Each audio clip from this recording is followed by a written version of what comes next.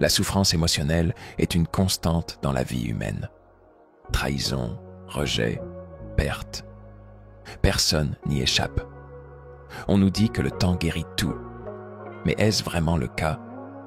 Combien de personnes vivent avec des blessures qui ne se referment jamais? Pourtant, certaines personnes semblent traverser les pires épreuves sans être brisées. Comment font-elles? Ont-elles un secret, une force intérieure, ou bien quelque chose de plus grand les protège-t-il? Les religions et les philosophies anciennes affirment qu'une connexion avec Dieu peut nous rendre insensibles à la douleur émotionnelle. Pas en nous rendant froids ou indifférents, mais en nous donnant une perspective qui transforme notre souffrance en quelque chose d'autre, quelque chose de puissant. Imaginez que vous traversiez une tempête. Si vous êtes seul, vous serez ballotté de tous les côtés, pris dans le chaos du vent et de la pluie. Mais si vous avez un refuge, un abri solide, alors peu importe la force de la tempête, elle ne vous touchera pas. C'est exactement ce que Dieu peut être pour votre esprit, un abri contre les tourments de la vie. Prenons l'exemple de ceux qui ont vécu les pires tragédies, des pertes insurmontables, des épreuves inhumaines, et qui pourtant trouvent la force de continuer. Beaucoup témoignent d'une paix inexplicable, une force qui dépasse la simple volonté humaine. Ils décrivent un sentiment d'acceptation, un lâcher-prise total face à la douleur, comme si leur souffrance était absorbée par quelque chose de plus grand qu'eux. Cela peut sembler mystique, voire impossible à comprendre rationnellement. Mais et si cette immunité émotionnelle était accessible à tous? Et si la clé résidait dans une approche spécifique de la foi? La foi comme bouclier émotionnel. La douleur émotionnelle naît souvent d'une résistance. On refuse la réalité, on s'accroche au passé, on rejette ce qui est. Mais la foi véritable repose sur une acceptation totale. Elle transforme la douleur en une leçon, en un passage nécessaire. Quand on croit profondément que tout a un sens, que chaque épreuve est une préparation à quelque chose de plus grand, alors la souffrance perd son emprise. Certaines prières, certaines pratiques spirituelles permettent d'atteindre cet état. La méditation, la prière contemplative, la répétition de mantras sacrés. Ces techniques ne sont pas seulement des rituels. Elles reprogramment notre esprit pour qu'il ne soit plus vulnérable aux blessures du monde extérieur. Des figures comme Mère Teresa ou Nelson Mandela, qui ont enduré des souffrances inhumaines, ont témoigné d'une paix intérieure inébranlable. Leur secret, une foi absolue, une connexion avec Dieu si profonde que même la douleur la plus atroce n'avait plus d'emprise sur eux. Si la souffrance émotionnelle vous ronge, si vous vous sentez prisonnier de votre passé, il est possible de s'en libérer. Mais cela demande un changement de perception radical. Voici quelques principes essentiels pour renforcer votre esprit et atteindre cette forme d'immunité divine. 1. Lâcher prise totale. Accepter que tout ce qui arrive a une raison, même si elle nous échappe. Deuxième prière et méditation ciblée. Se connecter quotidiennement à une puissance supérieure, peu importe la manière. Troisième, redéfinir la douleur. Voir chaque épreuve comme une opportunité d'évolution plutôt qu'une punition. Quatrième, se détacher des attachements terrestres. Comprendre que rien n'est permanent et que seule notre connexion spirituelle est éternelle. Certaines personnes témoignent qu'après avoir appliqué ces principes, elles ont ressenti une transformation intérieure profonde. La peur, l'anxiété et la tristesse se dissipent, remplacées par une sérénité inexplicable, comme si une main invisible les protégeait du chaos du monde. Et vous, êtes-vous prêt à découvrir cette force qui pourrait vous rendre insensible à la douleur émotionnelle? L'histoire de Viktor Frankl. Survivre à l'indicible grâce à la foi Viktor Frankl, un psychiatre autrichien, a survécu au camp de concentration nazi, où il a perdu sa famille et enduré des souffrances indescriptibles. Dans cet enfer sur Terre, il a observé une vérité fascinante. Ceux qui survivaient mentalement n'étaient pas nécessairement les plus forts physiquement, mais ceux qui avaient un sens profond à leur existence. Dans son livre « Man's Search for Meaning », il raconte comment, même dans les pires moments, il se répétait intérieurement que personne ne pouvait lui enlever sa liberté ultime, celle de choisir sa réaction face aux épreuves. Il trouvait refuge dans sa foi et dans l'idée qu'il devait survivre pour partager son message. Leçon à retenir. Quand on croit que nos souffrances ont un but, elles ne nous détruisent plus. L'histoire de Malala Yousafzai, un carrefour contre la peur. Malala Yousafzai, la militante pakistanaise pour l'éducation des filles, a survécu à une balle dans la tête tirée par les talibans. Beaucoup auraient sombré dans la peur ou la haine après un tel traumatisme. Mais Malala a fait l'inverse. Elle a trouvé dans sa foi une force inébranlable. Après l'attaque, elle a dit « Même si j'avais une arme et que mon agresseur était face à moi, je ne tirerais pas, car ma foi m'enseigne la paix, pas la vengeance. » Malala n'a pas laissé la douleur dicter sa vie.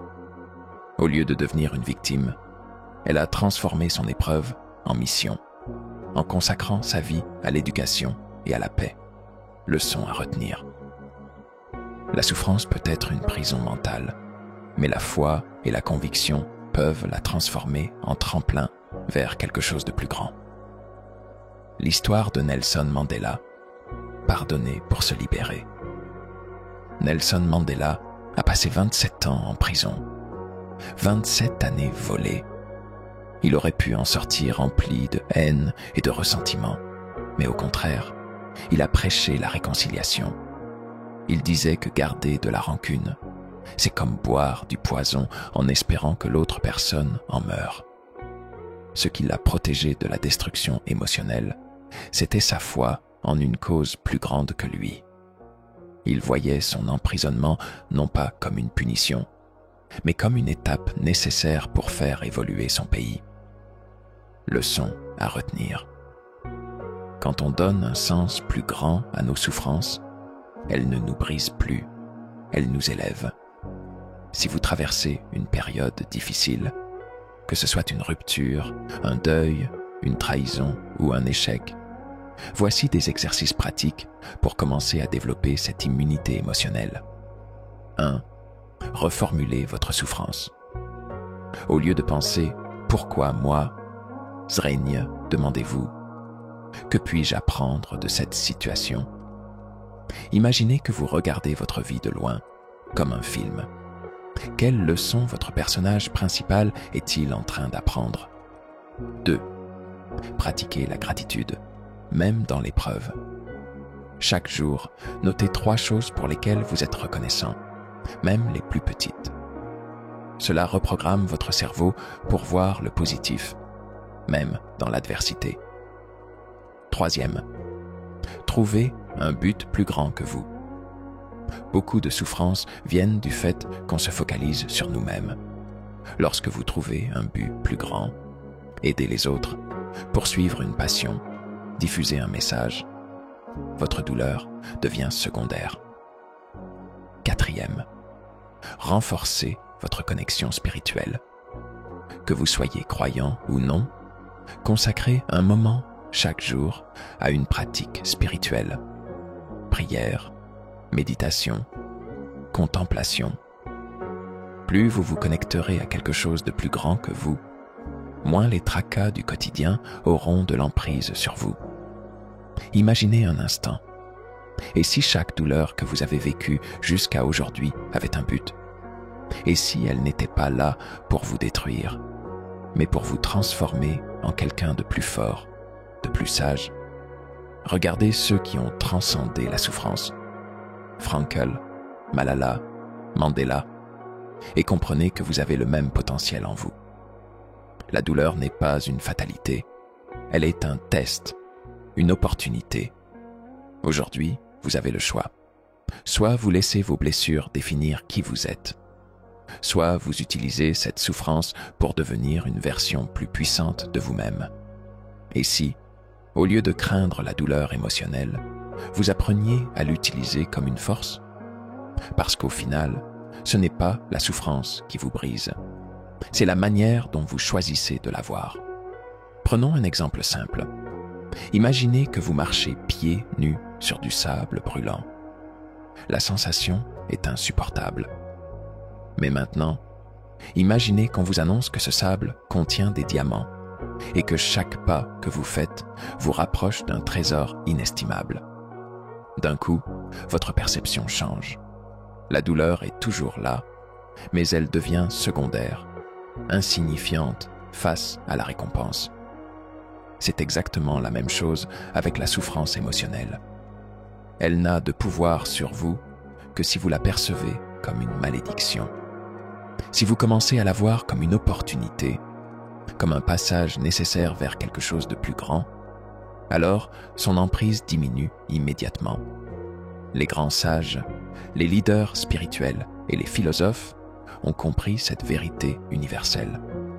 La souffrance ne vient pas de l'épreuve elle-même, mais de la signification qu'on lui donne. Alors, que signifie réellement votre souffrance? Est-ce une punition? Ou est-ce un enseignement divin destiné à vous rendre plus fort? Lorsque vous placez votre confiance en Dieu, vous ne demandez pas une vie sans souffrance. Vous demandez la force de traverser ces épreuves sans être brisé. C'est une différence fondamentale. Regardez l'histoire de Job dans la Bible. Il a tout perdu, sa richesse, sa famille, sa santé. Et pourtant, il a tenu bon, car il croyait que son épreuve avait un sens, même s'il ne le comprenait pas encore. À la fin, il a été restauré au centuple. Cela nous enseigne une chose. Dieu ne nous abandonne jamais dans nos épreuves. Il nous teste, nous façonne, nous prépare. Et si, au lieu de prier pour que la souffrance disparaisse, vous priez pour devenir assez fort pour ne plus en être affecté? Dans un petit village reculé, vivait un vieux sage connu pour sa sérénité inébranlable. Peu importe ce qui arrivait, tempête, maladie, perte, il restait toujours calme et paisible. Un jour, un jeune homme vint le voir et lui demanda « Maître, comment faites-vous pour ne jamais souffrir ?» Le sage sourit et lui répondit « Je ne résiste pas à ce qui est. Si une douleur vient, je l'accueille comme une vieille amie. Je l'observe, je l'écoute, mais je ne la laisse pas s'emparer de mon âme. Car je sais que tout passe et que derrière chaque douleur se cache une bénédiction. » Le jeune homme resta silencieux, réalisant que sa propre souffrance venait non pas de ce qui lui arrivait, mais de son refus d'accepter la réalité telle qu'elle était. Ce sage avait compris un secret fondamental. Ce qui nous blesse, ce n'est pas la douleur elle-même, mais notre lutte contre elle. Si vous souhaitez véritablement être immunisé contre la souffrance émotionnelle, voici l'étape ultime. Transformez votre douleur en un message, en une mission. Regardez les grandes figures qui ont changé le monde. Martin Luther King a transformé l'injustice en un mouvement pour la liberté. Mère Teresa a transformé la souffrance des autres en un appel à l'amour et à la compassion. Nelson Mandela a transformé la prison en une préparation pour unir une nation. Et vous? Comment pouvez-vous transformer votre douleur en quelque chose de grand? Au lieu de vous demander « Pourquoi moi ?», Zraigne commençait à vous demander « Que puis-je faire de cette épreuve ?» Peut-être que cette souffrance est en réalité un appel de Dieu pour que vous deveniez une version plus forte de vous-même, pour que vous inspiriez d'autres personnes qui traversent les mêmes épreuves. Car au final, la véritable immunité face à la douleur ne vient pas d'un monde sans souffrance. Elle vient d'un esprit assez puissant pour transcender cette souffrance et en faire quelque chose d'extraordinaire. Alors posez-vous cette question. Que va-t-il rester de vous après votre épreuve? Une âme brisée? Ou un esprit inébranlable, prêt à impacter le monde? C'est à vous de choisir.